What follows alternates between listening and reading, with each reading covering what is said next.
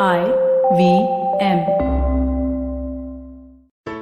There's a quick survey to fill out on ivmpodcast.com/survey. It lets us know a little bit more about who's listening to us. And you know what? We're going to do a few prizes. So, we'll do a random drawing of maybe 10 people and we'll send you all some swag.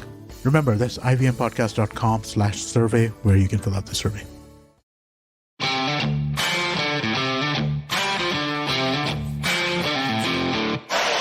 Ladies and gentlemen, welcome to episode 58 of the Fighting G.O.A.T. I'm your host, Arjun Chipalkatti, aka Mystic Chips, with my host, Somesh, the Superhuman Kamra. It's been a hot summer. It's actually not even the start of summer, but things are hotting up just like this episode of the Fighting G.O.A.T. So stay tuned. Don't go anywhere. We'll be right back after these quick commercial messages. Hey everybody, it's been another great week on the IVM Podcast Network. On This Round is on Me, Gauri meets Minu Margaret, founder and CEO of Bliss Club. They talk about how Minu began to produce pocket-enriched activewear for women. On Big Talk About Tiny Humans, Devi Shobha and Meghna explain how one can prepare their kids for emergencies. This week on the Musafir Story, Saif and Faiza speak with Akshita Bhanjdeo, director of Belgravia Palace, an 18th century Victorian-era style palace that is now a boutique hotel in Mayurbhanj, Odisha. And on Audio Gyan, Kedar speaks to Kshitiz Anand about his Happy Horizons Trust and his community-based learning. Do follow us on social media. We're IVM Podcast on Twitter, Facebook, Instagram, and LinkedIn. And remember, if you're enjoying this show or any of our other shows for that matter, please do tell a friend. Also, don't forget to rate us on any of the platforms you might be listening to us on. And do check us out on YouTube. We're building a whole bunch of different channels. You can find them on ivmpodcast.com/YouTube. And we're also doing a small listener survey, which we would really appreciate your help with. It helps us kind of talk to advertisers. So you could go to ivmpodcast.com/survey. It'll just take a couple of minutes and it would be really helpful to us. We do appreciate this. And finally, we'd like to thank our sponsors this week, SBI Life Insurance and the India Water Portal. Thank you so much for making this possible. Welcome back to episode 58 of the Fighting G.O.A.T. You're listening to the voice of Arjun Chipalkatti, aka Mystic Chips, and Somesh, the Superhuman Kamra. Namaste, buddy boy. Namaste. How are you dealing with? It's only still March, man. April chalu hai technically, but it's April. It's but April the now. heat, dude. The heat, man. Yeah, it's crazy. It's crazy. In fact, these are times when people say, I think work from home should be permanent. That you can just sit at home and work. But apart from that, there's a lot happening. There's so much happening. Apart from the heat, the market is heating up. Everything is opening up. Log bolenge work from home when the rains also. No, barish gira, let me work from home. Absolutely. Let me work from home. Bahut thande. No, that excuse can't happen in Bombay because there's nothing called thandi. Those 1 week of winter we get from 25th to 2nd of Jan. Yes, that's it. Is winter in Bombay. Where we wear Lokhandwa lights and leather trench coats. I think I saw a producer also wearing a leather jacket the other day. Yeah, but that's because she just came back from Texas. No, that's why. Correct. She was from her house in Texas. Her house in Texas. She's got a house there. Yeah. Let's not forget, is the 1,000 rupee drinks and the house in Texas that makes all the difference. We are such a good and expensive podcast that we have an international producer. Exactly. Her name is SJ. And by the way, you have to say it ESSJAY. Huh? Yeah. ESSJAY. After saying all this, do you realize that her followers on Instagram are going up and ours are falling down? Yeah, I know, right? What are we doing, dude? We should just tell them that we can't do this free publicity anymore. Absolutely. Ghar mein Texas ka ghar, 1,000 rupees ka drinks getting sponsored by Greater Than and all suddenly. Absolutely. We are looking for SJ. But speaking of looking at things, we recently passed by WrestleMania, which was a big deal. Yes. This time in the US, people were watching it. Crowds were back in the US as they have been for other shows. Right. But the funny thing is, remember we spoke, I think, an episode or two ago, Somesh, about, how many fighters now are looking at WWE. Yes. There was a message, there was a tweet by Conor McGregor which said, give me a call. Ooh, he's looking at the big bus. He's looking at the big bucks. No, undoubtedly. Looking at the big bucks. The big bus that goes to the big bucks. Correct. He said, look at me. And that's not just whom. Jake Paul made an appearance at WrestleMania as well. Right. So I think even the world of wrestling is embracing these other characters from outside. Well, we never know, because when a professional sportsman gets into entertainment, I think that could just be a beautiful transition. We spoke about this in our last episode, and we are seeing that very smooth transition where these flamboyant athletes are kind of going from their full-time jobs into WrestleMania, into AEW, into Raw, and all these other organizations, and they're creating such a big ruffle out there.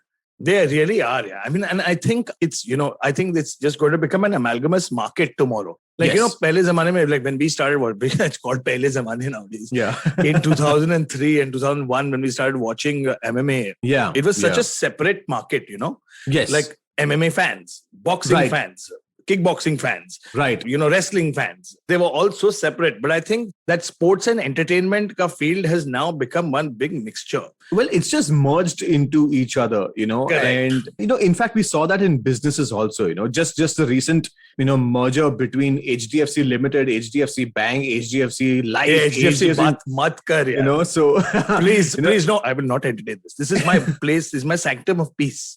I will not be tormented by HDFC. Why, I don't need an alarm. Loans.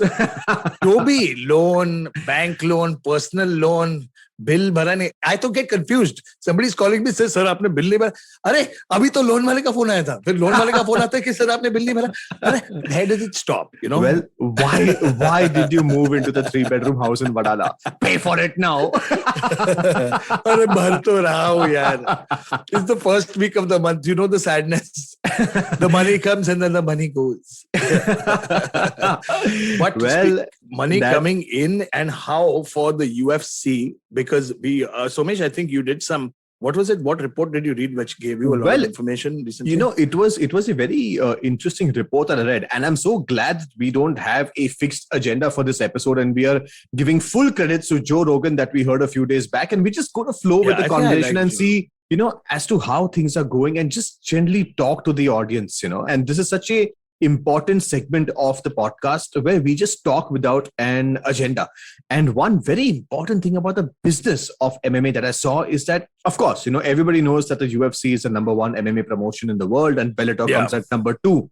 But Bellator's right up there though. Huh? The disparity in earnings between UFC and Bellator are massive. 2019, apparently the number 2 organization in the world, Bellator, had revenues of about $100 million, which is not less, of course. Which is very good, dude. It's a lot of money. I'm sure there are a few thousand organizations would like even 1/10 of that. Absolutely. As revenue earned, like proper profits earned. But the UFC was $1 billion. Man, they're in just 2019. And I'm just like, a giant wow. now. They're just a giant. Funnily, 21-22, last year, the UFC's revenue that clocked was $5.1 billion. My God. I mean, that's close to SJ's revenue, yeah? Similar, There was also this huge beef that Elon Musk had with Twitter. And now he's the largest shareholder of Twitter. I'm telling you, if you can't beat them, join them is the best adage today. If you can't beat them, you buy them. Correct. You can't beat them, you just buy them. Same. And that's exactly what UFC did with Pride. Dude, they did it with Pride. They did it with Strikeforce. They did it with so many organizations. Absolutely. They just said, oh, okay, you're great. Let's just buy you. So crazy figures out there, man. $5.1 billion last year in the pandemic on revenue. Yeah. Wow. I mean, but you can also see it in the way they function because they don't cut corners. Yeah. You look at their promos. I had a friend of mine who's a decent filmmaker, and he does a lot of ad films, and he does preview films and stuff. And he was watching one of the shows with me the other day, and he was like, holy shit, look at the production quality. It is something else. I said, chal tere hisab se, you tell me how much would it be just, relatively cost. Like, not produce one show. He said, show me the promos. So I showed him the UFC countdown to UFC 273, the 1 hour special that they did on the big card coming up. He's saying, boss, this is at least $1.5 million production. Well, $1.5 million. It could be why, because they generally, now for example, if they have to cover Yiri Prohaska, they will actually go to Sweden, Poland, Norway. Or to whichever jungle he's in. Correct. They'll actually go there, they'll camp, they'll film him, they will do all of that. So, it's this entire effort. In fact, I do remember that for the Conor and Aldo fight, where they 6 countries and did the promo. That was just mad, dude. I think they almost spent about $10 million just on the promos, just to fly these guys around, have the press conferences, and the fight didn't even happen. And the fight didn't even happen. Not to mention another $5 million for Conor McGregor's hairstylist, makeup artist, and suit. Absolutely. But come on. The fact that they don't cut corners. You saw that promo they shot with Aldo and Conor on the Las Vegas Strip. Yes. Where Conor was getting out of the car with the crowd. You know what kind of permissions, what kind of things you would have to pay for to allow that on the... That's like wanting to shoot on, on Marine Drive. In Taj Mahal. Outside the Taj Mahal. Or on Marine Drive. On proper Marine Drive. Chipalkatti stretch. You want to shoot there with millions of people watching and nobody disturbing you. It'll cost you that kind of money. And they just see I think it's just seeing the potential earnings, Absolutely. And then that's how they spend. But now they've just started spending on everybody because they're just trying to build everybody into a superstar. Well, but now it's a public company. So they have a lot more money. They have if they had 1x money or like earlier, now it's probably 10x. So they have a lot of money. Correct. Now it's not but they say sometimes, when you got the public scrutiny, when you got the public eye on you, you tend to tighten your pockets a lot more. But this is not the case. Right. In fact, Dana White has a huge responsibility at the helm of the entire thing. Right. And he's been given a free hand to do dude, you do you take the money. Your formula is working. Well, but I personally feel even the Fertitas did that. So when they put in about $45-50 million into Dana White in the year 2000, that is when they really even gave him the free hand. Of course, they were checking on everything, but he didn't misuse the money. He built the sport. What I like about Dana White is that when he had the money, when he had the $50 million, he didn't go flamboyant. He knew on how to run the business. There are so many MMA organizations off late, so many that are backed by so much money, but in 5 years they shut down because, they spend on the wrong resources or, not the correct talent or, whatever it may be. I don't know what that is. They burn too quickly. So it's like, no disrespect to any of the other organizations or any of the organizations, to be honest, we're just observing something here. Don't lie. The model of Super Fight League when they came in was very, very big. They followed the North American model in a country which has no idea what they're talking about. But the vision was superb. The vision was really great. Super. The idea was great. Raj Kundra and Sanjay Dutt's idea was perfect. Absolutely. They wanted to go big. They got in Ken Pavia. They got in the right people to do the fights for them. They got the right matchmakers. They got everybody right. But the thing is that they were just not ready. They went too big. And then the format... I personally felt the matchmaking was not good. If you have a main event of James Thompson and Bobby Lashley or... No, but that's the thing. Bobby Lashley was a name. Oh, Bob Sapp. Sorry. Bob Sapp was... Bob Sapp. But Bob Sapp is still a name, And they wanted to capture a little bit of the international audience as well because they wanted to be on the map in that sense. But they had enough money to honestly get anybody. But it's tough, dude. If tomorrow I tell you I'm taking you to a country which has no idea about cricket, you're not going to bring in Virat Kohli on your first match. You're going to bring in somebody who is known for his popularity and still, bringing Bob Sapp in was popular enough for the world to notice, but not expensive enough for them to break their pockets, Right. It's not like bringing in Shogun Hua, where the world definitely knows who you are and you're a legit badass and you're also legitimately expensive. Well, I agree and disagree both because, if you have the right sources, I think you can do a lot of good work with, a limited budget. Like, for example, when I was, heading the Kumite One League and we got in Tyson. Correct. Everybody saw us, we were Tyson, and again, it's like someone who was, he's expensive to get, but the world noticed, But see, that's what happened then. No, but then that's what happened again because I don't know what happened with the internal functioning of the Kumite One League. Yeah. They started off with the hugest bang. They spent so much money. Right. Bringing down Tyson, having lavish parties and promos and road shows to build up the entire event. Right. After which, it's not an easy thing to sustain an organization. After which I left. After which you left. And then eventually the company also shut down. I don't know what still exists. They still exist. I don't know who's running it. I got a few calls from people in the middle regarding, Kumite One and asking for quotes for, this, that, and the other. Right. And I don't know who is running it. So I was like, listen, let me know what is happening. And then accordingly, I will tell you. Right. I don't think it's being run at all in that sense. Right. True. But that is evolution. It happens with every company. Yeah? Correct. Out of say 100 companies, how many of them are $5 billion companies? Come, ek hoga, do hoga. You look at the market leaders, you look at the world leaders. The rest of us are just trying to play for second and third and fourth. Right. So it's tough, and even in terms of like the promos. So coming back to that, the marketing aspect, the marketing also has improved so tremendously. Yes. Because of great fighters coming out. Like, I'm not saying they didn't market it well.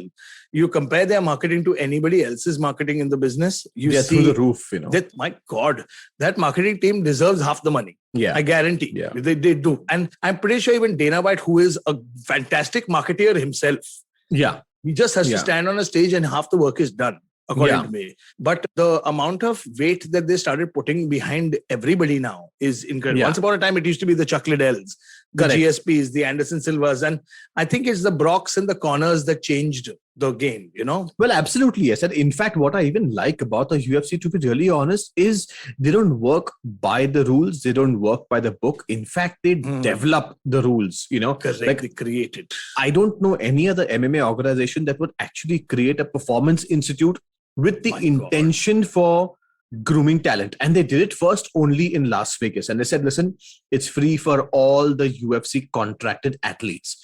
Then they made one in Shanghai. Now they're making one in employees. And now they're making one in Peru and then Chile and then Mexico. Wow, they're doing so they're focusing on South America quite a bit. Yes, they are. In fact, I think Mexico is coming up next, and maybe Peru or Chile or one of them, so interesting. And Mexico, though, for sure, because there's so many, great athletes that are coming out of there. And I'm shocked that there's no PI in Brazil as yet, but definitely that will be on the cards for them.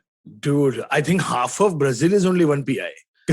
Considering the amount of camps they have there, the amount of great talent that has come out of there. Right. Actually, that's also one big thing. They might not want to step into a territory where there are already such great camps. Yeah, I mean, possible, but they also want to, but they also want to control the market when it comes to, their sporting careers. Like, for example, the PI, which is in Beijing in China, has also tied up with the Olympic Committee. So the Olympic athletes in China also train at the UFC PI. So that becomes valuable for everybody. It becomes beneficial for everybody. Whereas I think in markets like Brazil, where there are so many individual camps, right, and the sport is already so popular and growing so fast, I think they could go and open an institute. But it's just like you see, how many of the pro athletes actually train at the Performance Institute. That institute is to generate and develop talent. Correct. More than anything. Like guys like Zhang Weili would not have come and become champion had it not been for one of those performance institutes to help her. And I think the PI, you're the one who told me that the performance institutes were created to foster and generate talent in a country. Absolutely. Yes. So that's the plan. We're all waiting for the India Performance Institute. So we're just... Well, that I don't think will happen, because most of our conversations go towards the Shanghai PI. So if anything happens in India or in Singapore or in Japan, they'll be sent to... Yeah, see, because at the end of the day, it costs about $100 million to set it up. So from start to finish, it's about $100 million that they have spent on the Shanghai PI, and that's a lot of money. So that's $100 million is a good amount of money. It might be a little cheaper in Bombay, in India, and that's a setup cost. It doesn't include the cost of running the place. I think we should get somebody on board to explain to us the inner functionings, because I'm thinking, will the job creation offset certain amount of the money via the government? Because if you tell a government tomorrow you're going to create 4,000 jobs, in a sector, you might get some help from them. Absolutely. Undoubtedly. So I don't know, maybe that's an interesting topic that we can talk about eventually. But just steering ourselves a little way back to what we were talking about. Today, we've been seeing the entire scheme of MMA. It's been a quiet week in that sense, because there's not much happened. WrestleMania weekend, it was smart that the UFC didn't plan anything alongside, on the same weekend. Right. They didn't plan a card, because we've had this conversation many times before, saying that WrestleMania is a big, it's like the Super Bowl. Right. It's like everything. It's like it's huge. It's like even in India right now, on the weekends, IPL is dominating everything. Absolutely. I mean, I was in Pune over the weekend. I had gone for my visa work, etc. Right. And all I was watching everywhere, every restaurant, every bar I stepped into, boom, IPL. Yeah. Just IPL or SAS Bahu, because that's the two competitors. Absolutely. It's right there. It's up there. Absolutely. But, however, when we speak about big things that are happening, one of the biggest things that happened in Indian MMA in the amateur scene was the fact that Team India won 11 medals at the World Championship, which happened in Amsterdam. So that's fantastic. That's fantastic. In fact, I'm so happy because these athletes, I think about 5 or 6 of them had even fought at Battleground, and that was technically their warm-up fight before they went. And Surbala Leshram, kudos to you because you have won the first gold medal for India at the World Championship. I saw that on Twitter. It was incredible, and man. It's an absolutely proud moment for all of us. So kudos to the entire team. That includes Very Coach proud Vishal of Team Sehgal India. and Abdul Mr. Munir. Sehgal is going to be scheduled to come on and see us soon, right? Yes, so the coach of the Indian team. Yeah, the coach of the Indian team is going to be on our show in the next episode, which is episode 60. 59. Sorry, 59. So we'll decide whether 59 or 60. We will decide still. So he's going to be on and he's going to be speaking on a very important aspect of how Surbala got kneed while she was on the floor. She broke her cheekbone. She broke her orbital bone. One thing, she broke her orbital. She broke the orbital. So guys, an orbital bone is the bone surrounding your eye socket. Yes. And if you crack it or break it, the first reaction that happens is you feel like sneezing. You die. Number one. No, you feel like your nose gets blocked. You feel like sneezing, and then you blow your nose naturally and your eye swells up. Yes. And the pressure of it does not allow you can't get on a plane, you can't fly, depending on how severe it is. I remember what happened to Josh Koscheck. He couldn't leave. He couldn't leave the city where he was fighting for 3 weeks because his eye would not be able to handle the pressure. Absolutely. So Surbala Leshram broke her orbital bone. She broke her cheekbone. My God. And she continued to fight and she won the gold medal for India. That's incredible. I mean, see, that is what we've talked about so many times in the past, where you can't train heart. You can't train inner spirit. You can train somebody to punch. You can train somebody to move. Your footwork, your speed, everything can be taught. Yes. But nobody teaches you how to have heart. Nobody. Absolutely, yes. And in fact, there was someone who even got kneed on the face and, illegally and hang on. That is something that we have to come to soon enough. But guys, let's take a quick commercial break. We'll be back after these short messages with Somesh and his clear bias on the other side. हम महिलाएं रोज के कामों में बहुत व्यस्त रहती हैं और हो भी क्यों ना, काम, पढ़ाई और जिम्मेदारियां सभी पूरी करनी जरूरी हैं। पर इन सब के बीच हम जीवन के एक बहुत ही जरूरी पहलू को नजरअंदाज कर देती हैं, फाइनेंस। इसीलिए हम आपके लिए लेकर आए हैं SBI लाइफ प्रस्तुत एक चुस्की फाइनेंस, महिलाओं द्वारा महिलाओं के लिए बनाया गया पॉडकास्ट। यहाँ मैं प्रियंका आचार्य, आपकी होस्ट, आपके साथ शेयर करूंगी कि किस तरह आप अपने फाइनेंसेस को बहुत आसानी से संभाल सकती हैं और फाइनेंशियली इंडिपेंडेंट बन सकती हैं।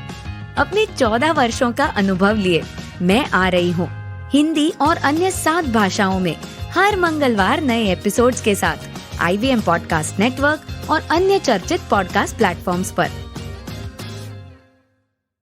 Welcome back to the Fighting G.O.A.T, guys. We've been having a great conversation with me, Arjun Chipalkatti, aka Mystic Chips, and Somesh, the Superhuman Kamra. Somesh, I think I'm changing my moniker. I'm changing my name now. I'm not Mystic Chips anymore. Then you're Sexy Chips. उसके लिए तो और 8 महीने लगेंगे. 8 महीने लगेंगे. I will have the Jorge Masvidal look. 9 महीने में तो बच्चा हो जाता है. Not that kind of sexy look. Okay, 6 months. I'm giving 6 months. I'm also going to be training at the Manipal gym for that to make it happen. So it's a full movement in the right direction where I need to make it happen. Absolutely, et cetera. Yes. In fact, just one point I want to make here is about UFC 273 is somehow so divided when it comes to all the former athletes and experts as to who's really going to win, because there's one match that everybody's talking about, and that's Kamra Chimaev versus Gilbert Burns. Hazmat Chimaev. Daniel DC Cormier, who was the former 2-division world champion, has said Kamra Olympian is one of the scariest characters that he has ever met in the UFC. On the flip side, Israel Adesanya is saying Gilbert Burns has all the tools taken to beat Kamzat and stop the hype train. And the best part is Gilbert Burns is back with Usman. And so this is where it gets really interesting now, because now this is where camps are going to be very important. Yeah. Usman, I would say only in that welterweight division, I said that I would say maybe we had to hypothetically guess Kamzat and Usman might be of the same strength. Like Usman has that kind of strength. Yes, he's got that real beast strength. He's naturally, he's big. He looks like a middleweight. Yes. So, he's very, very strong. So, I mean, Colby Covington, as strong as he is, he couldn't even touch Usman, man. Yeah. He was getting ragdolled whenever he got Usman close. is too strong. He's got that Nigerian power. He's very, very strong. So, and somebody like Usman, who's going to be putting Burns through the ropes, is going to be a very interesting thing. But it's so funny that you spoke about Daniel Cormier mentioning that Kamzat is scary. He also said that the biggest factor for Burns to overcome is going to be the size of Kamzat Chimaev. Because he said that when he was grappling, I remember there was a long back in Fight Island time when Kamzat was just hanging around as a replacement in case somebody couldn't make the fight, and he would just step in. I remember DC and Kamzat grappling, and DC's eyes widened because he didn't realize how strong Kamzat is. And DC is a legitimate heavyweight. Yes. He has thrown around some Olympic caliber wrestlers in his time. Correct. And I mean, the slam of Dan Henderson, he made it look like men fighting boys. Absolutely, yes. And that's Dan Henderson. Like, Dan Henderson who's another Olympian. Who's another Olympian legend in his own way. Correct. Badass. So if somebody like that says that Kamzat is bad strong, I mean, you saw what he carried Li Jingliang like he was one baby. Absolutely, yes. And but how, is tough. However, no matter who Usman has fought, nobody's put him down, but Gilbert Burns put him down. Gilbert Burns didn't put Usman down. Gilbert Burns rocked him with that right hand. He went down and he couldn't finish the fight. You remember? In the first round. No, hang on. The Burns versus Usman fight. Yeah, the Burns versus Usman fight. Wait, I have to remember Burns, when he landed the overhand right and Usman just dropped. And instead of continuing to pound him, he actually went and started grappling with him, and Usman got his senses back and fought, the way he is as a true champion. Knocked him out with 2 jabs. Yeah. I remember he knocked him down. That is it. That is going to be the worrisome part, because firstly, this is the problem. Nobody has touched Kamzat. Nobody has touched Kamzat. Right. And people don't forget, Kamzat is 4-time gold medalist in freestyle grappling. Freestyle wrestling. I mean, 4-time gold medalist. Right. Is not a joke. I mean, it is something else altogether. And it all comes down to spirit. Like, to be really honest, it comes down to spirit because, Kamzat is an immigrant. He settled in Sweden, if I'm not mistaken. Dude, there is a very scary statistic that I was reading on Twitter. Yeah. From a couple of years ago. This is when Brian Stan was still part of the UFC as an analyst, commentator, and a fighter. Brian Stan, he's firstly one of the greatest guys to have ever stepped in the sport. He's a former Marine. Yeah. He is now actually looking to run for political office. Oh, really? That man, if I was American, he has my vote. Wow. Chael Sonnen also said this many years ago, and so he was telling a story at the open workouts. He was telling a story to everybody in the audience, saying that watch out for a contender coming from Sweden who's been training with Alexander Gustafsson, who is going to be a middleweight or a welterweight, and who's going to be making waves around the year 2020. And he predicted this. But which year was this? I mean, which year? In 2017. Oh, Brian Stan said this in 2017, saying there is a Chechen fighter who's training in Sweden, along with Alexander Gustafsson, who's making waves, who will make waves in the UFC. He's not part of the UFC yet, but he will make waves in 2020. Oh, that's insane. I mean, the eye to spot talent is something else altogether. Because I know that, that Kamzat Chimaev was born in Chechen, and then he kind of migrated with his mother to Sweden. And then he started wrestling out there, and he just completely changed the face when he started getting back-to-back gold medals. And I think 2016 and 17, he won the Swedish Open for wrestling.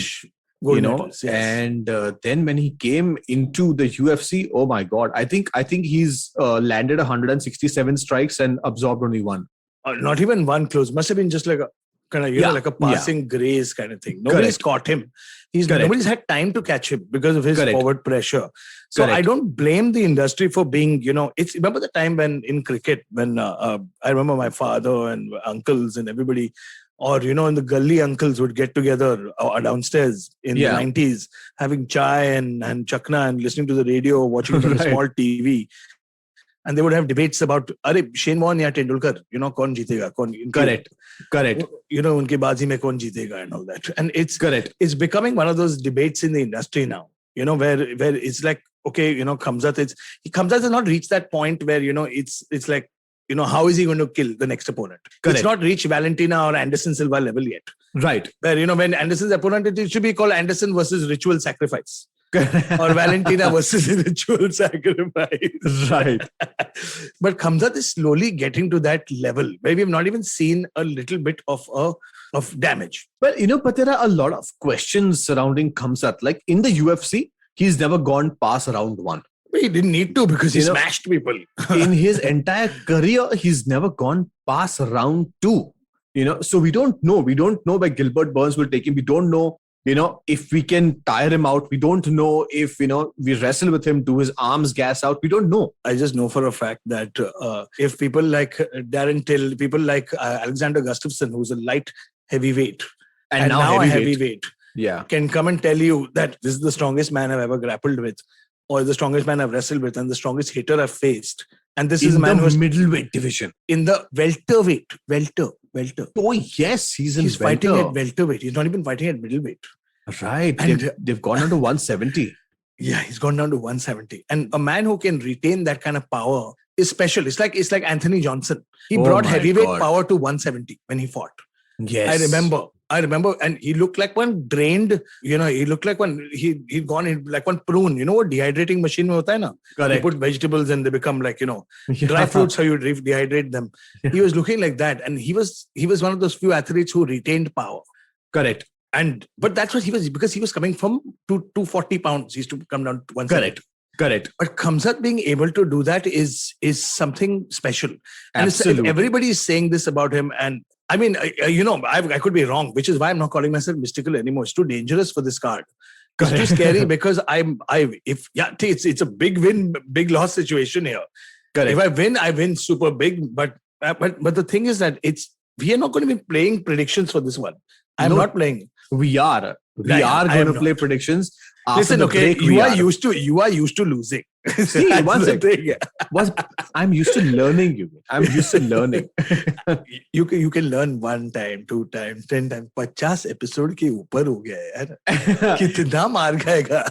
But there is one man who's constantly learning, and that is Jake Paul. If you heard what Jake Paul has been doing in this last coming few months. He was at WrestleMania just. Oh, no, sorry. That was Logan. No, Jake Paul. Correct. He's been tweeting that he's been training BJJ very seriously and he's ready to have a 1-fight contract because he's going to knock out Conor McGregor. Yaar. And he has been learning. Apparently, he's learning with Duke Rufus. That's BJJ. A good camp. But hang on, BJJ with Duke Rufus? Yep. Duke Rufus is such a great striker. He's a great striker, but he's at Rufus Sport MMA and he's great camp training. BJJ. However, Anthony Smith, Lionheart Smith, jokes it off and says that, listen, this guy has no chance in the sport of mixed martial arts. But a lot of people said that when he got into boxing also. See, now boxing, he got in fighting YouTubers and stuff. He didn't fight. And I'm still, a lot of the pundits are saying till he fights Tommy Fury, we're not going to really, give him credit. Let him fight a real boxer. Let him fight a boxer who's dedicated his time to boxing. Right. His whole training has to go into boxing, not wrestling and not grappling, and then kind of picked up striking on the way. No offense to, Tyron Woodley, but the reality is Tyron Woodley is a wrestler. Yes. And MMA striking does not compete with boxing. I'm sorry, I'm saying this over and over again. Barring a few pro athletes in MMA, I mean, like Alex Pereira or Anderson back in the day, or Shogun back in the day, or Wanderlei back in the day. Yeah. Nobody is a pure striker. Nobody has hands. Well, Conor at some level did really well. No, Conor had good hands in a division that didn't have hands. Initially, but full of rest.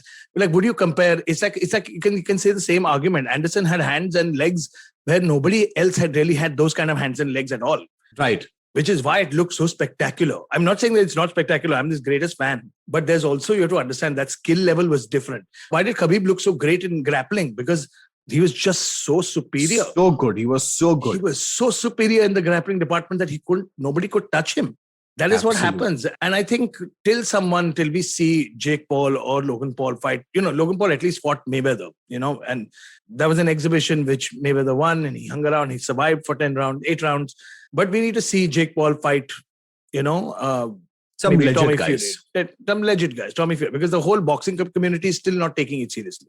Absolutely, yes. And I've But seen boxing striking. It's just miles above MMA striking. it's something else. It's something else. It's really, really something else. But when we speak about someone that should be fighting someone, we also have news from John Jones, who said he'll be in the peak of his career and the heavyweight division in June or July.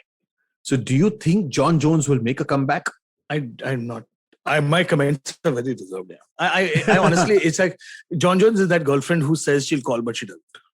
It's really depressing at this point now. Which never happens with you though, but yeah, still.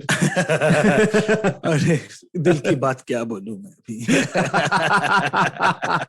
No, man. The thing is that I won't believe it till I see John. I won't believe it till I see John walking out. Oh yeah. Not even Wayne's. Like I want to see him walking out. And that's when we know he's going to show up at the octagon. Walking out, literally walking out. Oh, but speaking of mythical things that may or may not happen. You remember the time I came across a press conference clip that somebody sent me. It was when Khabib and Max Holloway were to fight.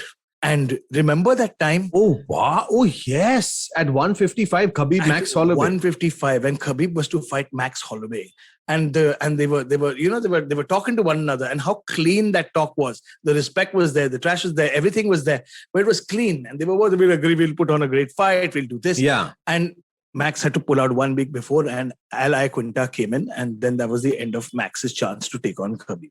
Absolutely. And that's the same thing. They paired it with another press conference clip of Tony Ferguson and Khabib. And I'm just saying that as a community of mixed martial arts fans and, whatever we are, analysts and commentators and people who talk about the sport, we have missed out on two of the greatest fights that could have possibly happened in the history of that lightweight division. Oh my God. Let that sink in for a bit. Let that sink in. That is so sad. That is so sad. I mean, I wish we would have seen that. But what we are also not going to see is Kelvin Gastelum and his opponent, Nasruddin Imavov, because Kelvin Gastelum has pulled off. Lies. No, he has. He has pulled out. Don't do JBKK. What is JBKK? Jhoot bole kawa kate. No, in fact, the news has come out that Kelvin Gastelum has to withdraw from the next card, so he's not going to be there. It's a fight that was opening the main card now of the evening. So as of now, we only have 4 fights on the main card, but I'm pretty sure that the prelims is so good that they are going to be putting one of the fights on the main card. It could be Rosenstrike versus Tybura. That's a good one. There's Aspen Ladd and Raquel Pennington, or there's Mickey Gall. That's on the prelim card. So let's see where that goes. It's so sad to see Kelvin Gastelum pull out of this fight. And it's just 1 week before the card goes live. So we're not going to be seeing that. So sad. Yes, sir. So we've got 1 week to go before one of the biggest cards of the year, UFC 273. Lots of stuff to talk about. We'll be back after a quick commercial break. Don't go anywhere. You're the people pleaser, right? Oh, yes. Or then desperately seeking the one? Oh, wait, you're the one who doesn't think they're ever good enough. Oh. So much drama. And for what? Is it doing you any good? Listen to me. I'm Chetna, your favorite positive action coach. Yes, I'm the one who has been dropping all those truth bombs on every episode. Oh, no. And it's time you learn to say no to drama. That's also what my podcast is called. And a new episode is out every Monday and Wednesday on the IVM Podcast app, website, as well as all major podcasting platforms. Ladies and gentlemen, welcome back to the final segment of the talk show with Arjun, aka Mystic Chips, and Somesh, the Superhuman. I got a little tired of reopening We are the show just going with the flow in this, courtesy Joe Rogan. And we are going to be speaking on UFC 273, where Mystic Chips and Superhuman Kamra are going to be in the studio covering the event live for you on Sony 10.1, Sony 10.2, and Sony 10.3 from 7:30 a.m. onwards, along with the breakdown. The ultimate breakdown. We've got this new zone where we go into and we have this massive touchscreen where we sit down and give you the analysis of, how did this punch land? How did that takedown go? Yes. And we have a lot to cover. You're covering the main event. Sadly, I wish we were covering Aljamain Sterling versus Peter Yan as well. Oh, yes, I wish. But life is not fair, so it's okay. At least we get to cover the main event, which is I'm happy to do. Absolutely. And it's going to be a great main event to cover. But before we get down to the breakdown, let's take a look at the entire fight card. From top to bottom. The fight card is beautiful. It had started with Kelvin Gastelum and Nasiruddin Imavov, which is not happening because Kelvin Gastelum has pulled out of the fight. Nonetheless, we have 4 banging confirmed fights on the card, which is Mackenzie Dern and Tisha Torres in the women's strawweight division. And then it moves on to Gilbert Burns versus Khamzat Chimaev, in the welterweight division. We have Aljamain Sterling and Peter Yan in the bantamweight division for the belt. And the main event of the evening is Alexander Volkanovski and the Korean zombie Chan Sung Jung in the featherweight division. Oh my God. Which one do you want to start with? Let's take it very quickly. We're going to do the top 3 very quickly. You know what? We're running out of time now. We cannot miss out on Mackenzie Dern and Tisha Torres. Let's get down really quick. Mackenzie Dern versus Tisha Torres. Tough fight to choose, man. And I don't even know why they're in the undercard. They should be in the main event. Oh, this is the main event. Oh, there's the main card. Okay. Yeah. Sorry. My mistake. Only, correct. 5 fights. You're right. Only one we pulled out. But yes, Mackenzie Dern versus Tisha Torres. Damn, it's a tough one. Mackenzie Dern has improved. Both these girls have improved so much. I'm going to go with Tisha Torres now. Oh, wow. Great. So Mystic Chips has gone with Tisha Torres and the Superhuman Kamra is going with Mackenzie Dern. Okay, coming up next. Next fight in the welterweight division, Gilbert Burns and Khamzat Chimaev, the crazy Brazilian versus the maniac, the Swedish Chechen madman Khamzat Chimaev in the welterweight division. So this is in the 170-pound division. Man, he's called Boars for a reason. He's born from, the most famous animal in Chechnya is the wolf. Yeah. And they call him Boars. And that's his nickname, Boars. Because like a wolf, he will just go at you. He doesn't let you go. He's just like one animal. To death. He will chew you to death. I was going to, at least not called dog. He'll like bark you to death. No, but it's going to be tough, because there have been bigger upsets in the world of MMA. And come on, Amanda Nunes getting knocked out and choked out was one of the biggest upsets of this year so far. Absolutely. Who knows? He might see the derailment of the Khamzat train. And this time he's number 11 facing a number 3 Gilbert Burns. Right. Who's been through so much himself. He's got so much of experience. But that being said, I'm going to go with Brian Stan, who said it's going to be his time. So I'm backing Khamzat Chimaev. Oh, that's brilliant. And that setup was absolutely fantastic. Superhuman Kamra is also going to go with Khamzat Chimaev. Cheating. You can't keep taking my picks. Yeah. Why? I chose Mackenzie Dern. This is why you don't lose now. Because are you choosing my picks? Well, quickly, the co-main event of the evening. Okay, here we go. The Oscar nominee Aljamain Sterling takes on the interim champ Peter Yan. Okay, this is where I get Mr. Kamra pissed off at me. As great as Peter Yan is, okay, let's just mute him. I'm expecting a night of at least one upset here. And if there is a fight that it could be an upset, it would be in not this fight, because I think Peter Yan is ready. Oh, yes. He's coming very, very... He's somebody who learns, he gives you a round or two just to build your confidence. But in that time, he's making reads, he's studying. And I have never seen a fighter who changes his game plan so quickly to adjust to yours. And that's Peter Yan. Peter Yan is going to unify the belts and finally become the champ. For the second time. That's beautiful. So me, Superhuman Kamra, I'm also going to go with Aljamain, right? The original champ, Peter Yan. But okay, like we've got a thing for our fans. This is called the what if clause. Okay, you can put in the what if clause here, and if you're right, we will send you a whole basket of goodies. I promise you. Oh, that is very interesting. If Aljamain Sterling wins here in this what if clause, Aljamain Sterling wins. The winner, whoever tags this fight on our Instagram, and if he's right about Aljamain Sterling winning, will get a basket of goodies. What do you say? You agree to that, Mr. Kamra? So if Aljamain Sterling wins this, not only does he get a goodie and a basket of goodies, I'm going to deliver it to him personally. Kidney bhi de de na. Kidney bhi de do. Okay, moving on. Only delivery is only limited to Bandra and Kurla side. Huh? Outside area, please look for delivery. Moving on to the main event of the evening in the featherweight division. The absolute craziness of Alexander Volkanovski that has overcome a lot of odds, taking on the Korean zombie Chan Sung Jung. In simple words here, I'm going to be siding with the people who are training with Henry Cejudo, and that's the Korean zombie. He's been with Henry Cejudo as well for this fight, and there's something about that Cejudo camp. It's on fire right now. Whoever's coming out of the Cejudo camp has been winning. They've had consistent game plans, and they've been receiving some of the best coaching I've seen in a while.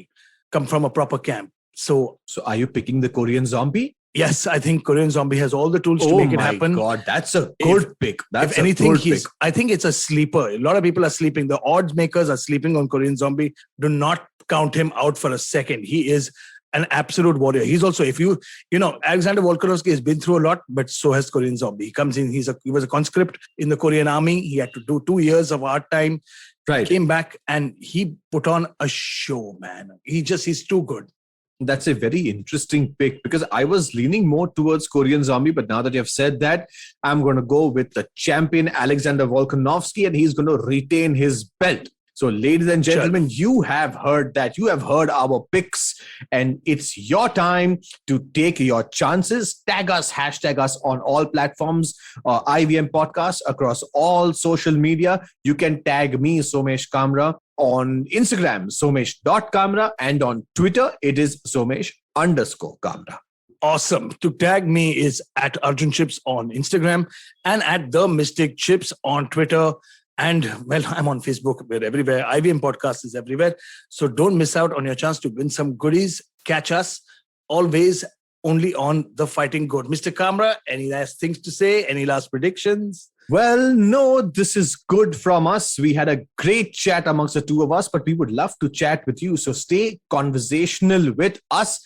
Tag us, hashtag us, get a chance to win some exciting prizes. And we're going to be seeing you same time, same place next week with the coach of the Indian team, Mr. Vishal Sehgal. He's going to run us through everything that happened in Amsterdam and the reason why we won 11 medals at the World Championship. Ladies and gentlemen, stay tuned. We'll see you same time, same place next week, only on ivmpodcast.com.